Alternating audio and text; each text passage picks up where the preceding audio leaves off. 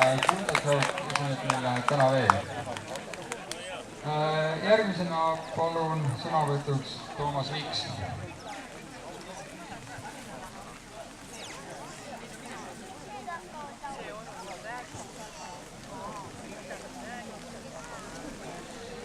Tervist! Kõigepealt tahaksin tänada Aleksit ja kõiki teisi, kes sellise suurepärase ürituse on ellu kutsunud.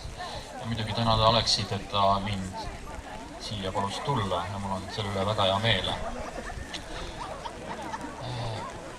Olen oma kogu teadliku elu elanud Tallinnas, aga lapsepõlves kõik suved veetsin ma siin Pilleri peatus või küla, kuidas seda nimetatakse.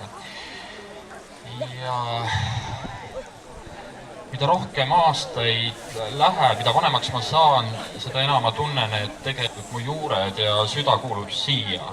Eile, kui ma rongi pealt maha astusin, siis oli selline tunne, et ma jõudsin koju. Ütleme, et Tallinnas ma ennast nii koduselt ei tunne. Väga palju aastaid ma siia teed ei leidnud. Nüüd viimase aasta jooksul on see teine kord, kui ma siin olen. Ütleme niimoodi, et see tee on natuke kinni kasvanud. Aga ma olen kindel, et nüüd ma selle raja jälle sisse käin.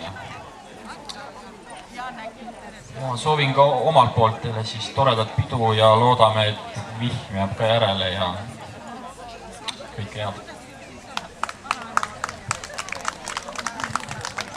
Aitäh, Toomas!